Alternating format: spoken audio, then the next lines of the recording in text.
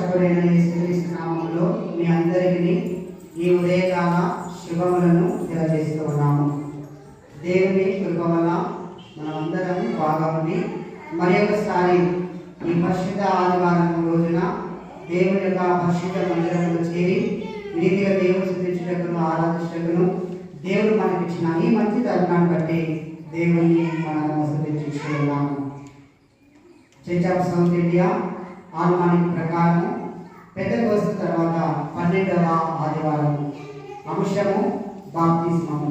క్రీస్తుతో కూడా మృతి చెందుట, తిరిగి లేచుట అన్నటువంటి అంశాన్ని ఈరోజు మనము ధ్యానిస్తూ ఉన్నాం.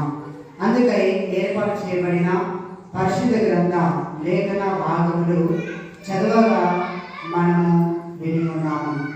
బాప్తిస్మము అనగా గ్రీకులో బాప్తిజు అని పిలుస్తారు. అనగా ముంచుట, ముంచబడుట. ఈ యొక్క బాప్తిస్మం మొట్టమొదట తెలియజేసినటువంటి వ్యక్తి బాప్తిస్మా యోహాను. నేను మీకు నీటితో బాప్తిజం ఇచ్చుచున్నాను, కానీ నా తర్వాత వచ్చినటువంటి వ్యక్తి పరిశుద్ధాత్మతోనూ అగ్నితోనూ మీకు బాప్తిస్మం ఇస్తారు అని చెప్పేసి ప్రకటన చేసి ఉన్నారు. మొదటగా మనం చూసినట్లయితే నోవా రక్షణ ఓడ. మనం చదువుకున్నటువంటి ఒక బైబిల్ పాఠంలో మన ఆది కాండము 7వ అధ్యాయము 11వ వచనం నుండి 24వ వచనం వరకు చదవగా మనము విని ఉన్నాము. ఇందులో జల ప్రళయం ద్వారా వినాశనం కలగడము మనము చూస్తూ ఉన్నాము. నోవా కాలంలో మానవులు పాపానికి, అవినీతికి, చెడు కార్యాలను లోనైనటువంటి ప్రజలు. ఆనాటి ప్రజల మధ్య, ఆనాటి సమాజంలో మరి వారి ప్రభావం నోవ మీద కానీ, నోవ కుమారుల మీద, నోవ కుటుంబం మీద కానీ పడకుండా వాళ్ళు జీవించి ఉన్నారు. అంటే దేవుడైనటువంటి దేవుని బిడ్డలారా, దేవుడు నోవాతో మాట్లాడుతున్నాడు. ఎందుకు దేవుడు నోవాతో మాట్లాడుతున్నాడు? ఈ జల ప్రళయంలో నుండి వారిని రక్షించాలని దేవుని యొక్క ఉద్దేశం అయి ఉన్నది. ఎందుకు నోవ కుటుంబాన్ని దేవుడు కాపాడాలని దేవుని యొక్క ఉద్దేశం అయి ఉన్నది అనేది మనం చూసినట్లయితే ఆది కాండము 6వ అధ్యాయము 8-9 వచనాలు మనం చూస్తే నోవ గురించి అక్కడ దేవుడు మనకు జ్ఞాపకం చేయించున్నాడు. ఆది కాండము 6వ అధ్యాయము 8-9 వచనాలు మనం చదువుతున్నాము. అయితే నోవాహు యెహోవా దృష్టి యందు కృప పొందినవాడు. నోవాహు వంశవళి ఇదే. నోవాహు నీతిపరుడు, తన తరములలో నిందారహితుడు ఉండేను. నోవాహు దేవునితో కూడా నడిచినటువంటి వ్యక్తి. అంటే నోవాహు 4 సుగుణాలు. మొదటిది దేవుని యొక్క కృప పొందినటువంటి వ్యక్తి, రెండవది నీతిమంతుడు, మూడవది నిందారహితుడు, 4వది దేవునితో నడిచినటువంటి వ్యక్తి. అంటే ఆయనకు నీతిమంతుడు అనేటువంటి ఒక బిరుదు నోవాకు ఇవ్వబడింది. రోమీయులకు రాసిన లేఖ 1వ అధ్యాయము 17 మనం చూస్తే నీతిమంతుడు విశ్వాస మూలమున జీవించును అని చెప్పేసి వ్రాయబడి ఉంది. అలాగే రోమీయులకు రాసిన లేఖ 4వ అధ్యాయము 3 మనం చూస్తే అక్కడ విశ్వాసము వలన నీతిగా అతనికి ఎంచబడేను అని చెప్పేసి అబ్రహాము గురించి వ్రాయబడి ఉంది. అయితే దేవుడు నోవాతో చెప్పి ఉన్నాడు, ఇదిగో నేను వర్షాన్ని కురిపిస్తాను, ఈ వర్షము ద్వారా జల ప్రళయం వస్తుంది, ఈ జల ప్రళయం ద్వారా యొక్క ప్రజలందరూ కూడా నాశనం అగుదురు అని చెప్పేసి దేవుడు నోవాతో చెప్పి ఉన్నాడు. ఆది కాండము మనము 7వ అధ్యాయము 4వ వచనాన్ని మనం చూసినట్లయితే అక్కడ మనకు జ్ఞాపకం చేయించి ఉన్నాడు.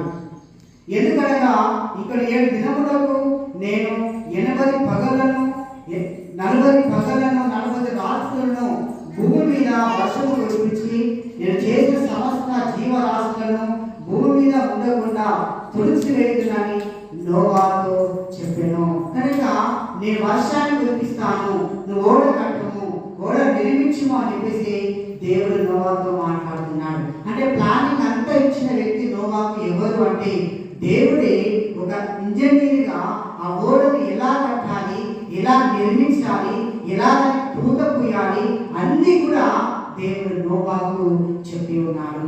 కనుక నోవా చెప్పాడు, ఇదిగో వర్షం వస్తుంది, జనులారా మీరు మారుమనసు పొందండి, రక్షణ పొందండి అని చెప్పేసి మరి ఎంతగా బోధించినప్పటికీ ఎవరు కూడా ఆ బోధ వినలేదు. ఎందుకు వినలేదు జనులు అంటే అప్పటికి వర్షం అసలు పడలేదు. ఆ రోజు వరకు కూడా వర్షం అంటే ఎలా ఉంటుందో తెలియదు, వర్షము పడలేదు. అది చెప్తే మీకు ఆదికాండము 2వ అధ్యాయము 5-6 వచనాలు మీరు చదవండి. ఆదికాండము 2వ అధ్యాయము 5-6 వచనాలు చూస్తే అక్కడ వర్షం ఇంకా పడలేదు. చదవండమ్మా. ఇది వరకు ఉండలేదు, పొలమందలి ఏ చెట్టును దేవుడైన యెహోవా భూమి మీద వాన కురిపించలేదు. అప్పటి వరకు వాన కురవలేదు. ఎలా ఉన్నాయట? నేల సేద్యపరచుటకు పంటలు పండడానికి నరుడు లేడు. అయితే ఆవిడే భూమి మీద నుండి లేచి ఊటగా నేల అంతటిని ఆ రోజుల్లో తడిపేది. వర్షం లేదు. అలా ఆదికాండం 7వ అధ్యాయం 11 కూడా మనం చూసినట్లయితే ఆ నీరు ఊటులుగా అయినట్లుగా మనం చూస్తున్నాము.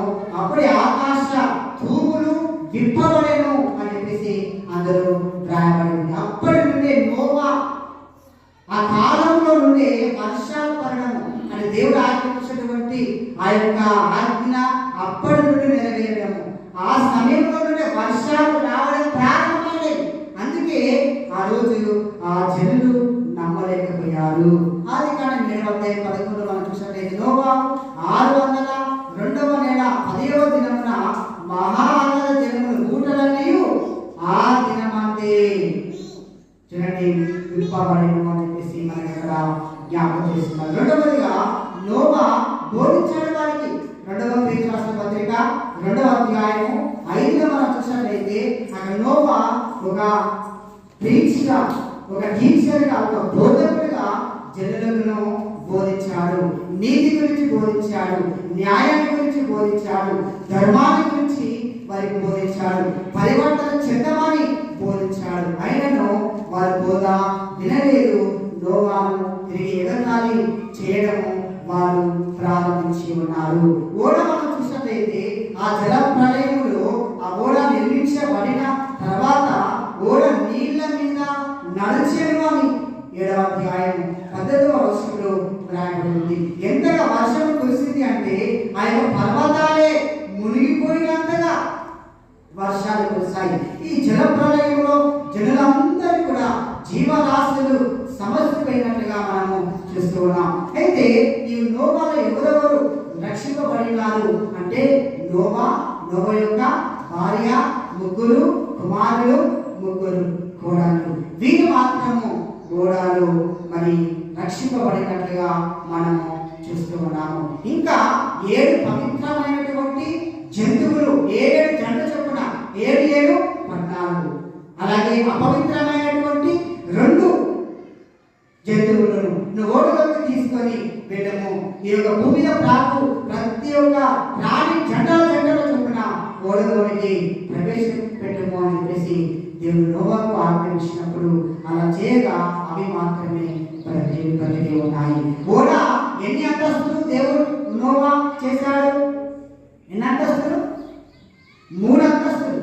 3 అంతస్తుల ఓడను నోవా తయారు చేశాడు. ఈ 3 అంతస్తులు దేనికి సూచన అంటే త్రిత్వానికి సూచన.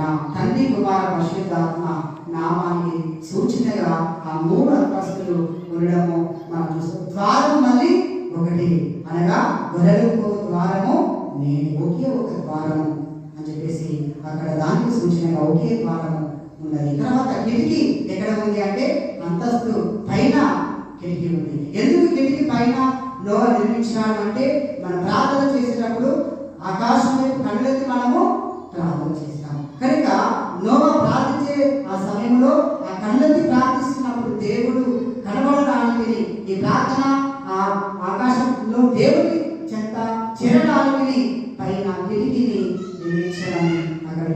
నోవా ఆజ్ఞాపించగా ఆ రీతిగా కిటికీ ఆ యొక్క పైన ఓడ పైన కిటికీ ఉన్నట్లుగా మనం చూస్తున్నాం. అదే మన కిటికీలో అయితే ఎలా ఉంటాయి, సైడ్లు ఉంటాయి. కానీ ఓడ యొక్క మరి ఆ ఓడ యొక్క కిటికీ నోవా పైన కట్టినట్లుగా మనం అక్కడ చూస్తున్నాం. దేవుడైనటువంటి దేవుని యొక్క విధానం కనుక మనం చూసినట్లయితే మొదటి పేతురు 3వ అధ్యాయం 20లో కూడా మనం చూస్తే అక్కడ అంటూ ఉన్నాడు, నోవా దినములలో అవిధేయులైన వారి యుద్ధకు జలప్రలయం వలన వారందరూ కూడా నాశనమైనట్లుగా మనం చూస్తూ ఉన్నాం. ఇక మూడవదిగా మనం చూసినట్లయితే దేవుని యొక్క బిడ్డలు రక్షణ పొందుతారు. ఉత్తర పంతుల కీర్తన భాగంలో మనం చూసి ఉన్నాం. 29వ కీర్తన దావీదు మహారాజు రాసి ఉన్నాడు. ఈ 29వ కీర్తనలో యెహోవా యెహోవా అనే పేరు 17 సార్లు వ్రాయబడి ఉంది. ఆ రోజులలో యెహోవా అనే పేరు పలకాలి అంటే ముఖము కడుక్కొని స్నానం చేసిన తర్వాతనే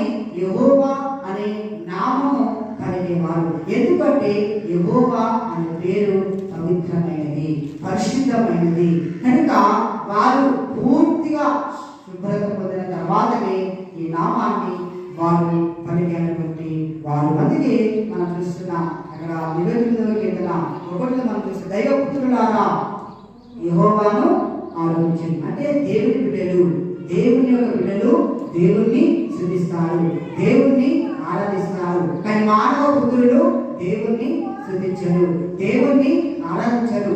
దేవుని బిడ్డలు ఉంటారు, దేవుని బిడ్డలు కానటువంటి వారు కూడా ఉంటారు. ఇక 4వదిగా యేసుతో మరణించుట, యేసుతో తిరిగి లేచుట. మనం పత్రిక పాఠం చూసినట్లయితే రోమిలకు రాసిన లేఖ 6వ అధ్యాయము 3, 4, 5 వచనాలు చూస్తే క్రీస్తు యేసులోనికి బాప్తిజం మనం పొందినప్పుడు ఆయన మరణములోనికి ఆయన పునరుత్థానములోనికి మనము మరి భాగస్వాములము అయి ఉన్నాము.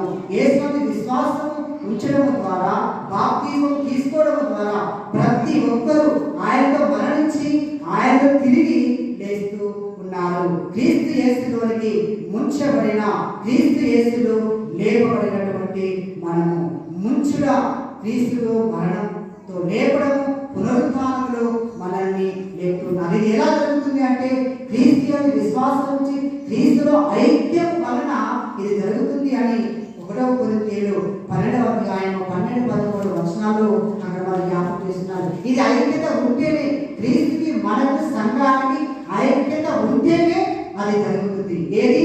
క్రీస్తుతో మరణించడము, క్రీస్తుతో తిరిగి లేవడం అనేది ఐక్యతగా ఉన్నప్పుడే అది జరుగుతుంది. 5వది నశించేవారు మరి రక్షణ పొందుదురు. మన యోహాను సువార్తలో మనం చూసినట్లయితే 12వ అధ్యాయం గోధుమ గింజ అది నశిస్తేనే కానీ విస్తారంగా ఫలించదు అన్నారు. అంటే ఒక గింజకే మనకు జీవితం ఉంది, నీకు నాకు ఎందుకు మన జీవితం లేదని అనుకుంటున్నావు? ఒక మూర్ఖుడా, ఒక అవిశ్వాసుడా, ఒక అవిశ్వాసురాలా, పరలోకం లేదనుకుంటున్నావా? మన జీవితం లేదని అనుకుంటున్నావా? ఉంది, మన జీవితము ఉంది, మనకు జీవితం ఉంది. ఒక గింజకే మనకు జీవితం ఉంది, నీకు నాకు మరొక జీవితం ఎందుకు లేదు? మరణం తర్వాత మరొక జీవితము ఉంది అన్న విషయాన్ని ఇక్కడ మనం జ్ఞాపకం చేస్తున్నాం. అది గోధుమ గింజ భూమిలో పడ్డప్పుడు అది నశిస్తుంది, చస్తుంది, అప్పుడే మన జీవితము ప్రారంభమవుతుంది. అలాగే నీకు నాకు మనకు జీవితము ఉంది కనుక పరలోకాన్ని మనం చూడాలంటే మనం చావాలి. మనం చస్తేనే మనకు పరలోకం కనబడుతుంది, లేకపోతే కనబడదు. మనం పుట్టడం ఉంది, భూమి కనబడదా మనకు? పుట్టిన తర్వాతనే భూమిని మనము చూసి ఉన్నాం. అలాగే మనం చస్తేనే మన జీవితాన్ని మనము చూస్తాము. 6వదిగా ప్రాణం ప్రేమించేవాడు దానిని పోగొట్టుకుంటాడు. దేనిని అంటే రక్షణ పోగొట్టుకుంటాడు. ప్రాణం అందరికీ తీపి లాంటిది కదా. ఈ ప్రాణాన్ని రక్షించుకోవడానికి కష్టాలు, శ్రమలు, బాధలు వచ్చినప్పుడు క్రీస్తుని వద్దనుకుంటాము. మనం దేవాలయం మానివేస్తాము, బైబిల్ చదవడము మనము మానివేస్తూ ఉంటాము. పేతురే ఆయన ఎవరో తెలియదు అన్నాడు, దేని కొరకు? ప్రాణాన్ని దక్కించుకోవడం లేదు.